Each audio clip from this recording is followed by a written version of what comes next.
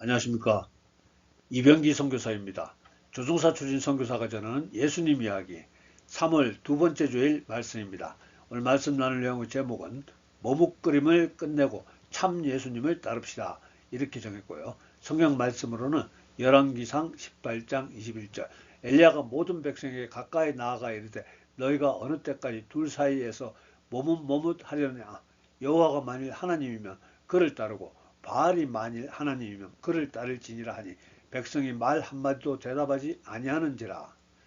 오늘 우리 크리스천들에게 적용해 본다면 우리가 어떤 예수님을 따를 건지 선택하라고 질문하는 것 같습니다.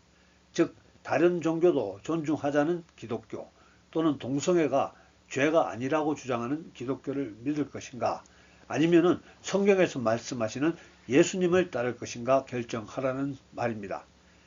특히나 요즘 정치적인 면에서 이쪽이 옳고 저쪽이 틀렸다고 목소리를 높여야 하는 예수님을 믿을 것인가, 아니면은 정치적인 견해에는 침묵하시고 복음에 집중하시던 예수님을 따를 것인가, 이런 말씀입니다. 자, 사랑하는 성도 여러분, 우리는 자유민주주의 시민으로서 그 누구라도 사랑하거나 지지할 수 있습니다.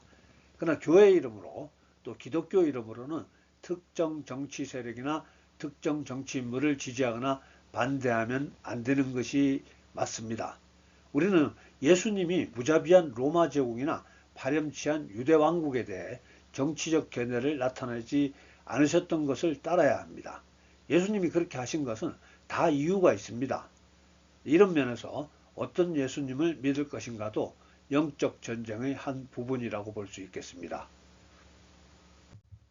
영적 전쟁에 대한 말씀을 시작해 보겠습니다. 먼저 지금까지 영적 전쟁에 대한 소개들 중에서 몇 가지 복습해 보겠습니다. 이 세상은 보이지 않는 4차원의 영적 세계가 있고 또 보이는 세계, 즉 우리가 숨쉬고 활동하는 3차원의 물질 세계가 함께 분명히 있습니다. 그리고 보이지 않는 영적 세계가 보이는 물질 세계보다 훨씬 더 중요하다고 했습니다. 우리가 주목하는 것은 보이는 것이 아니요 보이지 않는 것이니, 보이는 것은 잠깐이요 보이지 않는 것은 영원합니다. 우리 예수 믿는 사람들은 4차원의 영적 세계를 더 중요하게 생각해야 합니다. 보시는 사진은 인공위성에서 바라본 한반도 야경인데요. 빛의 나라와 어둠의 나라가 분명하게 구분되어 보입니다. 물질 세계에서 빛의 나라와 어둠의 나라가 분명하게 식별되는 것처럼 보이지 않는 영적 세계도 하나님 나라와 마귀 나라가 분명히 존재하고 있고요. 이 두 나라는 지금 전쟁 중이라는 것입니다. 마귀는 자신이 계속해서 이 세상을 통치해 가겠다고 하는 반면에 하나님이 통치하시는 하나님 나라는 한반도 전역으로 하나님 나라가 확장되어야 하기 때문입니다. 사랑하는 북한 동포들을 마귀 손에서 구출해 내야 하기 때문입니다. 영적 전쟁은 이와 같이 하나님 나라와 마귀 나라의 충돌입니다. 성경은 처음부터 끝까지 계속해서 하나님 나라와 마귀 나라가 충돌하는 이야기를 우리에게 소개해주고 있습니다. 그 중에서도 가장 드라마틱한 장면이 바로 오늘 본문 내용인데요. 북이스라엘의 아주 나쁜 왕 아합 왕 때 이야기입니다. 기원전 860년 정도 되고요. 북이스라엘은 악한 왕, 나쁜 왕 아합의 영향으로 이방신을 주로 섬기고 있었고, 이방신을 주로 섬긴다고 제가 표현한 이유는 당시 그들이 여러 종류의 신들을 함께 섬기고 있었기 때문입니다. 우리 크리스천들 중에서도 예수님 믿는다고 교회 다니면서 미래를 알고 싶어서 무당이나 점쟁이 찾아가서 물어본다든지, 또 죽은 조상들 섬기기 위해서 죽은 조상에게 제사 지내는 것과 같습니다. 북이스라엘의 백성들도 하나님 섬기면서 동시에 다른 신들을 섬기고 있었던 것입니다. 그러던 어느 날 엘리야 선지자가 바알 선지자 450명과의 대결을 선포하고 백성들을 모아서 이렇게 외칩니다. 오늘 본문 말씀이죠. 너희가 어느 때까지 둘 사이에서 머뭇머뭇하려느냐. 여호와가 만일 하나님이면 그를 따르고 바알이 만일 하나님이면 그를 따를지니라. 즉 하나님만을 따르든지 아니면은 지금처럼 바알과 하나님을 같이 섬기든지 양자택일하라는 말씀입니다. 그리고 송아지 2마리를 가져와서 하나는 바알 선지자에게 주고 그 송아지를 제물로 바쳐서 자기들의 신을 부르라 하고 나머지 1마리는 엘리야가 가져와서 제물로 바쳐 하나님을 부르기로 합니다. 그리고 불로 응답하는 신이 진짜 하나님으로 하기로 하고 모두가 동의합니다. 그 제안대로 바알 선지자 450명은 아침부터 저녁까지 미친 듯이 떠들며 자기들의 신 바알을 부르는데도 바알은 아무런 응답이 없었습니다. 엘리야는 백성들에게 불이 붙어야 할 제단에 물을 잔뜩 부으라고 명령하고 이렇게 기도합니다. 여호와여, 주께서 이스라엘 중에서 하나님이신 것과 내가 주의 종인 것과 내가 주의 말씀대로 이 모든 일을 행하는 것을 오늘 알게 하옵소서. 이렇게 기도하자 이에 여호와의 불이 내려서 번제물과 나무와 돌과 흙을 태우고 또 도랑의 물을 핥은지라. 모든 백성이 보고 엎드려 마르되 여호와 그는 하나님이시로다. 여호와 그는 하나님이시로다 하니 바알 선지자 450명은 백성들에게 잡혀서 다 죽게 되었습니다. 대단한 승리죠. 근데 성경에는 이렇게 멋진 장면만 있는 것은 아닙니다. 하나님의 사람들이 항상 이렇게 승리할 수 있으면 얼마나 좋겠습니까? 그러나 전쟁이나 씨름이나 다 이길 때가 있고 질 때도 있습니다. 예수님 부활 승천하시고 예수님이 승천하시기 전에 미리 지시한 대로 모여 기도하던 120명의 제자들이 놀라운 성령 체험을 하게 됩니다. 그리고 베드로가 나가서 설교를 하자 하루에 3,000명이 예수를 믿는 놀라운 일이 일어납니다. 뿐만 아니라 성전 문 앞에 앉아있던 안진뱅이가 베드로의 기도에 고침받고 일어났습니다. 여기까지 참 좋았습니다. 그러나 놀라운 성령의 역사에도 불구하고 또 한편으로는 표적과 기사로 하나님의 능력으로 복음을 전하던 스데반 집사는 예수님을 미워하던 유대인들에게 붙잡혀 결국 돌에 맞아 순교합니다. 여기서 이런 질문 한번 해봅니다. 사도 바울은 예수님이 십자가에서 사탄 마귀를 이기셨다고 분명히 기록했습니다. 골로새서 2장 15절 통치자들과 권세들을 무력화하여 드러내어 구경거리로 삼으시고 십자가로 그들을 이기셨느니라. 이렇게 예수님께서 사탄 마귀의 권세를 무력화하셨다는데 왜 예수님을 믿는 사람들이 순교를 당해야 하고 또 뿐만 아니라 2000년이 지난 오늘날까지 아직까지 예수님 믿는 수많은 사람들이 사탄 마귀의 희생양이 되어야 하는 것일까요? 예수님의 승리와 여전히 존재하는 악의 세력의 긴장감은 우리 기독교 신학에서 매우 중요한 주제입니다. 이를 신학적으로는 이미와 아니 아직의 상태로 부릅니다. already, but not yet. 이해를 돕기 위해서 가장 유명하고 적절한 비유 하나 소개해 보겠습니다. 2차 세계대전의 D-Day와 V-Day가 있습니다. 상륙작전일과 종전기념일인데요. 오스카 쿨만이라는 신학자가 제시한 아주 유명한 비유입니다. D-Day는 연합군이 노르망디 해변에 상륙했던 날입니다. 그러나 연합군은 15만 6천 명이 노르망디 해안에 상륙했습니다. 그때 연합군의 상륙작전이 성공하면서 전쟁의 승패는 사실상 결정되었습니다. 독일군의 패배는 그때 이미 already 확정된 것이나 다름없었습니다. 이것이 바로 예수님의 십자가와 부활의 사건입니다. 마귀의 결정적인 패배가 선언된 시점이죠. 하지만 실제 전쟁이 완전히 끝나고 평화가 찾아오기까지, 즉 V-Day 종전기념일까지는 거의 1년이라는 시간이 더 걸렸습니다. 참고로 D-Day는 1944년 6월 6일, 유럽의 VE-Day, 유럽 전성기념일은 45년 5월 8일입니다. 그러니까 D-Day와 V-Day 사이에도 패배가 확정된 독일군은 여전히 저항했고요. 국지적인 전투를 벌였습니다.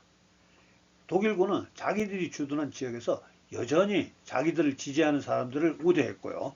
자기들을 지지하지 않는 사람들을 체포하고 고문하고 처형할 수 있었습니다. 우리 크리스천들이 처해 있는 상황과 비슷합니다. 그러니까 그 시기에 우리가 독일군의 정책에 협조해서 유대인을 적발하고 신고해서 유대인들을 가스실에서 죽게 만들 수도 있고, 또 반대로 독일군에게 협조하는 대신에 유격대에 들어가서 연합군과 협력해서 독일군을 속히 몰아내는 데 참여할 수 있었다는 겁니다. 엘리야 선지자의 외침입니다.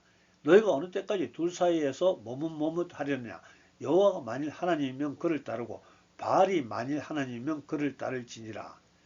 성경에 기록된 대로 예수님만을 따를 것인지 아니면 바알과 예수님을 함께 섬긴다든지 선택을 하라는 말씀이죠. 성경 말씀으로 자신을 계시하셨던 하나님만을 따르지 않고 자기가 생각했던 하나님, 자기가 자기 마음대로 정의했던 하나님을 섬겼다가 실패했던 사람들 이야기를 잠시 소개해 보겠습니다. 가장 대표적인 예는 이스라엘 초대왕 사울입니다. 그는 하나님을 믿지 않은 것이 아니라 자기 생각대로 믿었습니다. 한 번은 하나님이 아말렉 족속이 잘못한 일에 대해서 이스라엘을 사용해서 응징하시게 됩니다. 사무엘 선지자를 통해서 전해지는 하나님 말씀입니다.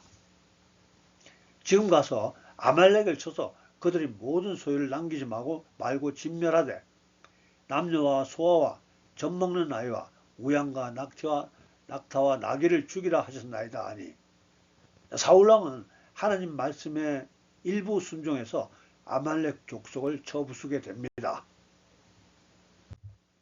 그러나 사울왕은 진멸하라는 말씀에 불순종해서 많은 가축을 전리품으로 남겨 가지고 오는데요. 사울과 백성이 아각과 그의 양과 소의 가장 좋은 것 또는 기름진 것과 어린 양과 모든 좋은 것을 남기고 진멸하기를 즐겨 아니하고 가치 없고 하찮은 것은 진멸하니라. 자, 가치 있는 가축은 자기들이 차지하고 가치 없고 하찮은 가축만 진멸했습니다. 지금 우리가 생각해도 뭐 크게 잘못한 것이 없는 것 같습니다. 그러나 하나님 명령에는 다 이유가 있다고 생각해야 합니다. 하나님 말씀입니다. 내가 사울을 왕으로 세운 것을 후회하노니 그가 돌이켜서 나를 따르지 아니하며 내 명령을 행하지 아니하였음이니라. 그때 이후로 사울은 하나님께 버림받고 결국은 나중에 비참한 처우를 맞게 됩니다. 성경으로 자신을 계시하셨던 하나님이 아닌 자신이 생각했던 하나님을 따랐던 또 한 사람 소개해 보겠습니다. 그런데 잠깐 그 한 사람을 소개하기 앞서서 먼저 번영신학에 대해서 조금만 알아보겠습니다. 저도 신학을 공부하기 전에는 번영신학이 무엇이 잘못되었는지 잘 몰랐습니다. 저는 그냥 예수님 믿고 복을 받아서 부자로 또 건강하게 행복하게 사는 것이 왜 잘못이라고 하는지 몰랐습니다. 근데 실제 번영신학을 주장하는 목회자들의 주장은 이런 것입니다. 건강과 부와 명예에 관한 모든 일들이 당사자의 믿음대로 이루어진다는 주장입니다. 즉 축복을 믿으면 축복이 오고 저주를 믿으면 저주가 온다는 것입니다. 성공을 믿으면 성공이 오고 실패를 믿으면 실패가 온다는 것이고요. 번영신학이란 이처럼 인간의 말이나 믿음으로 이 세상에서 필요한 무엇이든지 불러올 수 있고 또 이룰 수 있다고 주장하는 일련의 흐름들을 말합니다. 이와 같은 사상은 우리 마음의 힘으로 질병과 부를 창출할 수 있다. 이런 철학 사상이 기초가 된 것으로 뉴에이지 사상의 핵심 원리와 비슷합니다. 언뜻 들으면 참 좋은 사상인 것 같습니다. 즉 부정적인 마음으로 살지 말고 긍정적으로 살자는 말입니다. 정말 좋은 말이죠. 그런데 문제는 하나님이 우리 인생의 주관자가 아니고 내가 주관자가 된다는 겁니다. 내가 신이 될 수 있다는 것과 같습니다. 또한 희생과 헌신이라는 하나님 자녀의 좋은 품격을 강조하기보다는 자기만 잘 사는 데 집중한다는 것입니다. 즉 멀리 보지 않고 지금 당장에만 그리고 나만 잘 살겠다고 하는 것이 예수님의 뜻이 아니라는 겁니다. 즉 번영신학은 인간의 힘을 과장하고 하나님의 주권을 축소하며 예수님의 속죄론을 왜곡하고 이 세상에서의 현실적 축복만을 추구한다는 점에서 다른 예수를 믿는다고 보는 것입니다. 아무튼 그렇게 번영신학의 대가였던 짐 베커라는 사람이 있는데요. 이분은 번영과 성공의 상징이었답니다.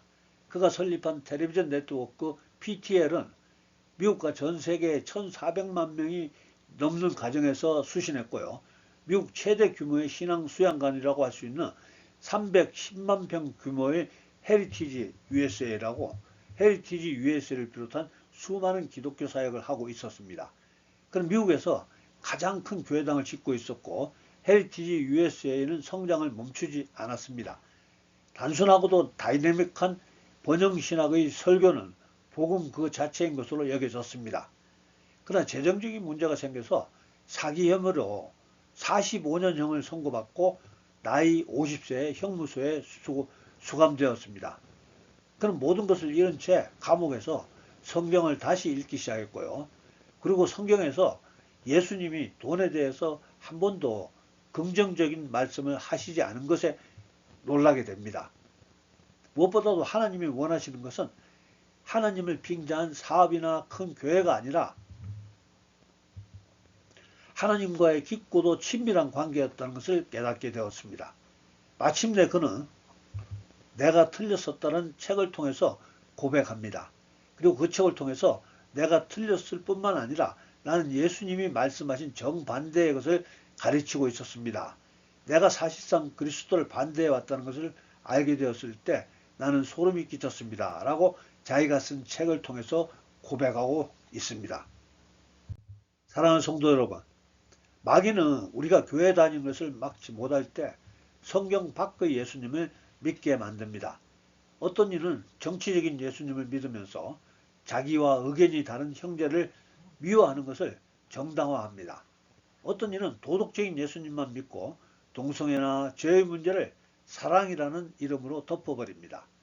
또 어떤 이는 기복적인 예수님을 믿다가 고난이 오면 하나님을 원망하며 떠나게 됩니다. 사울왕은 자기 생각에 좋은 대로 제사 지내려 하다가 하나님께 버림받고 악령의 포로가 되었습니다. 짐 베커 목사는 번영 신학에만 의존하던 예수님을 전하다가 모든 명예를 잃었습니다. 성경의 틀을 벗어난 예수는 더 이상 구원자가 아니고요. 우리를 영적 전쟁에서 패배하게 만드는 우상일 뿐입니다. 우리는 우상이 아닌 성경으로 자신을 계시하시는 참 예수님을 따라야 합니다. 오늘 우리는 참 예수님을 따릅시다라는 주제로 말씀 진행 중인데요.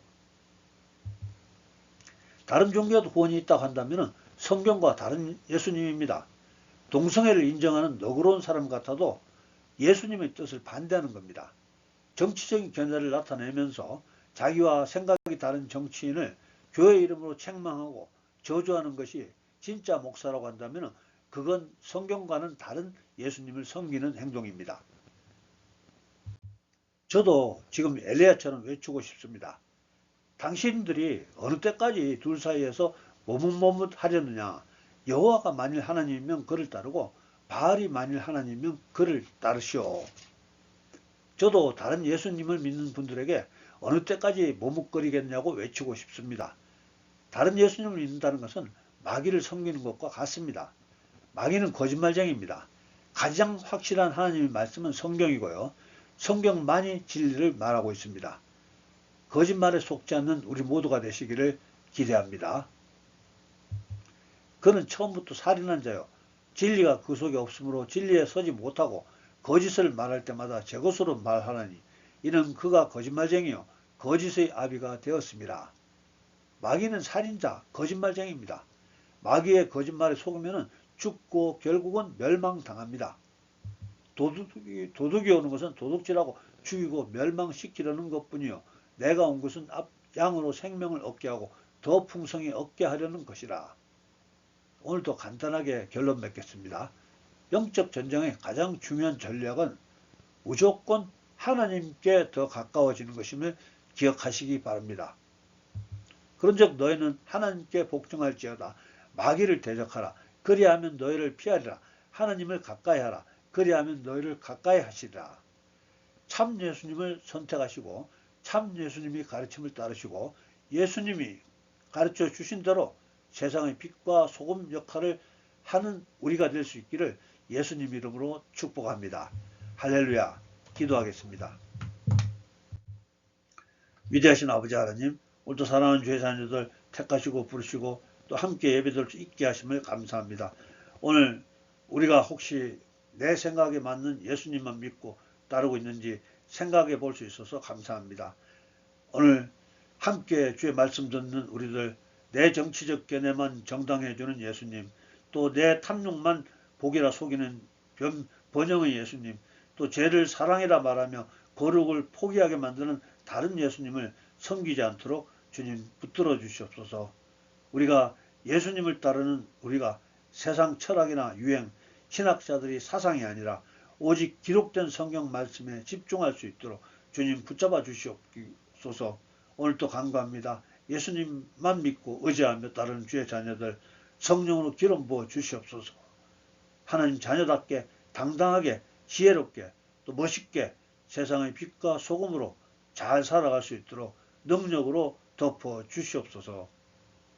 지금은 우리 주 예수님 은혜와 아버지 하나님의 극진하신 사랑과 성령님의 감동 감화 교통하심이 오늘 예배에 참석한 우리 모두에게 또 우리들의 가정과 일터와 섬기는 교회 위에 지금부터 영원토록 함께해 주셨기를 간절히 축원하옵나이다. 아멘. 예, 감사합니다. 할렐루야. 다음 주에 뵙겠습니다.